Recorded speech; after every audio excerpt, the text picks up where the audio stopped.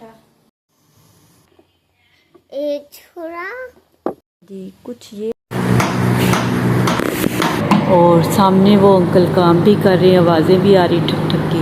अच्छा जी, ये भी बहुत ही काम है इसका। साथ में विद लेस है और साथ में है एम्ब्रॉयडरी। पूरी फ्रंट शर्ट पे है एम्ब्रॉयडरी और बाजुओं पे नहीं एम्ब्रॉयडरी, और साथ में है इसकी लेस, और ये है इसका पूरा ओवर लुक।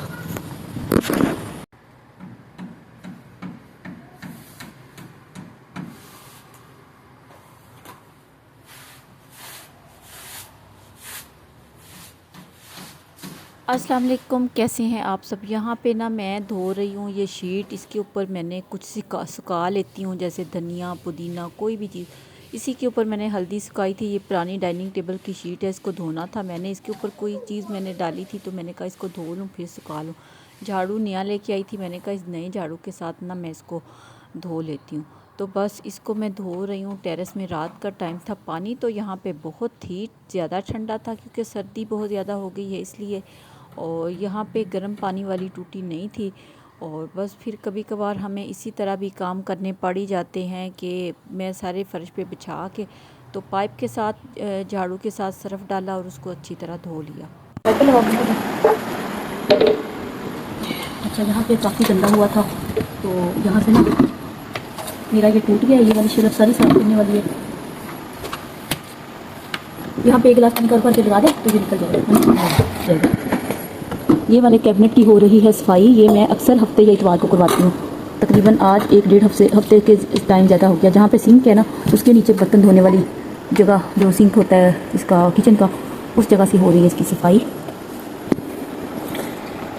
कभी कभी मेरी हेल्पर आती है तो यहाँ पे किचन धोया जा रहा है। अक्सर मैं सफाई खुद भी कर लेती हूँ, लेकिन ये सफाई अच्छी करती है। बेशक एक दफ़ा कर दे तो हफ्ता भी निकल जाता है। और मैं हल्का सा यानी कि डेली झाड़ू पोछा कर लेती हूँ। बाथरूम वगैरह ये धो देती है। कभी कभार अगर कोई ना भी आए तो ऐसी बात नहीं कि मैं कर नहीं पाती। अल्हम्दुलिल्लाह मैं भी सारा काम खुद भी कर लेती हूँ। अच्छा, यहाँ पे ना मेरी मशीन हो गई थी ख़राब। ये वाला जो नट है ना ये बार बार मेरा हो जाता तंग। इसकी निस्बतन धागा जो नहीं सही होता, धागा निकल जाता है, सही नहीं कसा जाता और टांका ख़राब आता है। ये देखें, ये जो इसकी थी ना धागा, जिस वजह से मशीन का टांका ख़राब आ रहा था, ये देख रहे हैं। ये आप बैक साइड से देखिए कैसे हो रहा है। ये नहीं आ रहा था इसका टांका ठीक। तो मैंने यहाँ से मुझे समझ आ गई कि इसका ऊपर वाला धागा ढीला है, इस वजह से नीचे इस तरह का दे रहा टांका। तो मैंने सबसे पहले इसका जो धागा था ना मैंने ये निकाला। अब मैं इसको जोड़ लेती हूँ। तो ये मैं आपको जोड़ के दिखाती हूँ मशीन का। ये भी अगर किसी की मशीन ख़राब हो जाए ना तो थोड़ा बहुत मैं कहती हूँ ठीक करना भी आना चाहिए। अगर आपको ठीक करना नहीं आएगा ना तो आप हर दफ़ा मशीन उठा के मशीन वाले के पास लेके जाएंगे, वो अलग से पैसे चार्ज करेगा। तो खुद को भी आज आना चाहिए थोड़ा बहुत। यहाँ पे ये वाला मैं नट लगा लेती हूँ। एक नीचे नट है, एक नट है ऊपर। नीचे वाले नट को मैं कर रही हूँ हाथ से बंद। जितना मुझसे हाथ से बंद होगा मैं उतना ही हाथ से बंद कर लूँगी।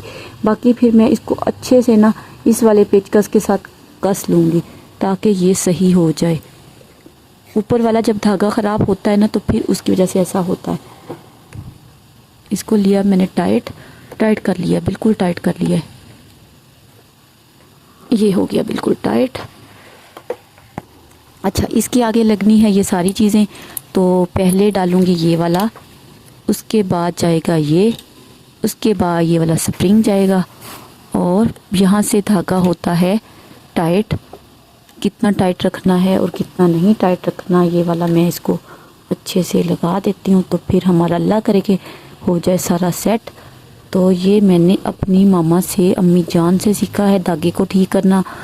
मेरी अम्मी खाला उनको मशीनें ना सिलाई के साथ साथ ना मशीनें भी ठीक करनी आती। यहाँ पे जितना मैं इसको घुमाऊंगी ना उतना ही मेरा ऊपर वाला धागा हो जाएगा टाइट और फिर मैं अच्छे से सिलाई कर पाऊंगी।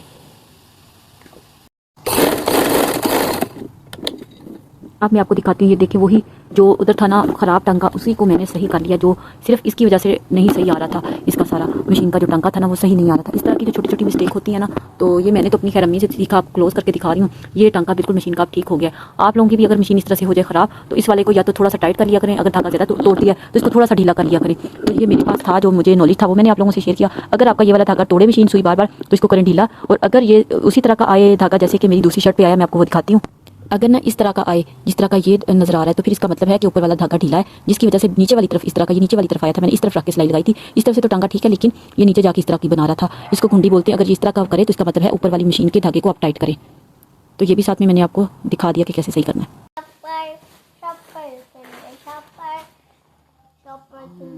यहाँ पे दुआ बहुत खुश हो रही है। ये जो वाले उसके जितने भी ड्रेस हैं उसकी खाला ने वहाँ से स्टिच करके भेजे थे और वहीं से कपड़ा लिया था, वहीं से उसने स्टिच करके भेजे।